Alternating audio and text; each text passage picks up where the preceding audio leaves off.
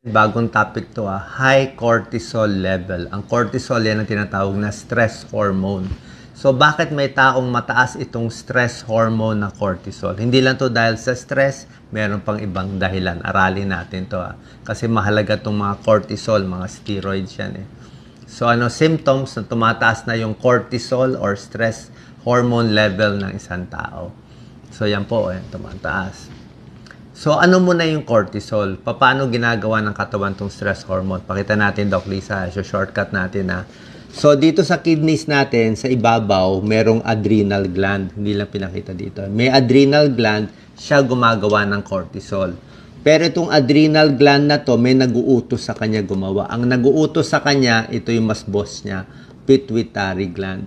So, itong pituitary gland, nag-uutos sa adrenal, gumawa ka ng stress hormone. Itong pituitary gland, meron pa siyang mas boss, yung hypothalamus, taga-utos. Pero ang point ko lang, pag may problema ka dito sa pituitary gland, may bukol, di ba?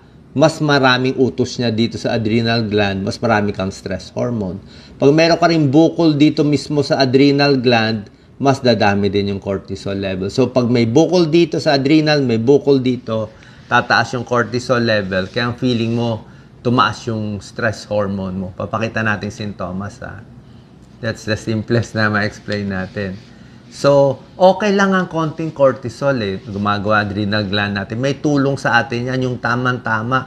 Actually, sa araw, tumataas ang cortisol natin sa umaga. Pagising sa umaga, tataas yung cortisol level. Magtatrabaho tayo, kailangan natin yan, di ba? Mas malakas tayo, pang energy. Pag gabi na, dapat bababa na. Pero may tao, pag sobrang stress, tuloy-tuloy mataas. So, ito sintomas na yung katawan mo mataas yung cortisol level. Ayan, para kang naka-steroids nito, at tumataba. Diba? Tumataba dito sa tiyan, sa likod. Yan, yung mukha, nagiging moon faces. Parang bumibilog. Hindi tulad natin, normal, mabilog. Yung biglang normal siya, tapos bumilog, nagka-hump sa likod. Maraming mga pimples, pwede yan. Tapos yung balat, para kang naka-steroids, manipis. Konting tama lang, masusugat.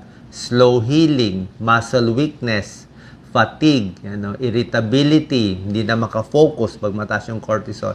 Yung iba na high blood, yung iba nag-headache. Para kang naka-steroids yan. Pero kasi ito natural steroids yung cortisol. So ito po yan. Ito po yung pinakita ko sa inyo mula sa pituitary gland, siya nag-uutos. Sa adrenal gland, gumawa ng cortisol. Pag ang cortisol nandito sa dugo natin, ito yung mga epekto. Sa puso, mabilis heart rate, high blood, tunnel vision sa mata, parang lumilit ang paningin, blood pressure, tumataas, yan po. Pati yung digestion natin, bumabagal din. Parang, parang may sunog fight or flight mechanism. Nakataas yung stress hormone mo. So, bakit tumataas ang cortisol level na stress hormone? 4 ang dahilan. Ang isang common is sobra ka talagang stress. Hindi ito yung konting stress, yung talagang pangmatagalang stress. Okay? Kung pangmatagalang stress, ikaw mismo nag-stress sa sarili mo, maraming komplikasyon yan. Heart disease, lung disease, obesity. Ito, sariling gawa to sa isip. Baka may anxiety o may panic, lagi kang stress. Symptoms ng stress na yung tao? Alam niyo naman, ninenervyos, di ba? Baka kayo to. Social life withdrawal, puro na alak, sigarilyo, di ba? Hindi na makatulog, hindi na makatrabaho, panic na lagi, Marami ng sakit-sakit sa katawan. Hindi makatulog, very nervous, very anxious. Yan, sobra na siyang stress.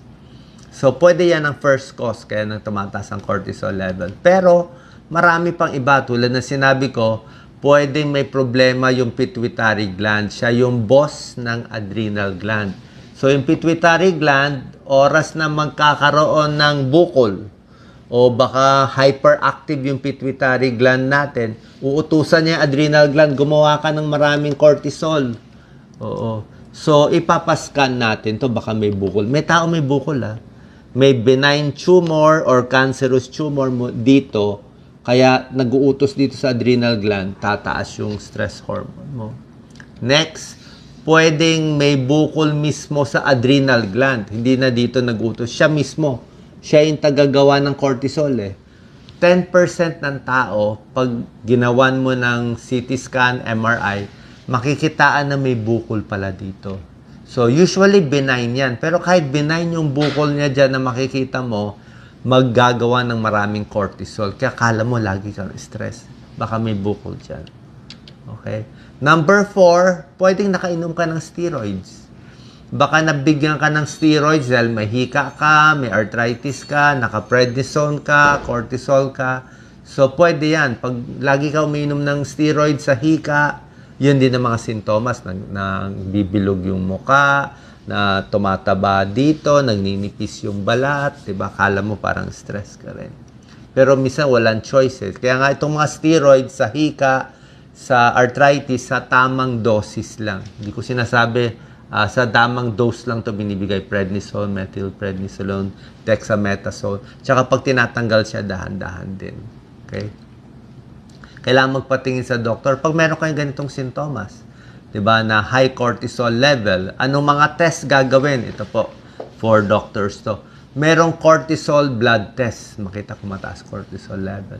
May cortisol urine test, makikita rin kung mataas. Meron din cortisol saliva test. Tulad na sinabi ko, pag gabi na, dapat mababa na yung cortisol level. Pagising sa umaga, tumataas. Pag ginawa tong saliva test sa gabi at mataas ang saliva test mo, pwedeng meron kang Cushing syndrome, isang sakit na tumataas yung cortisol level.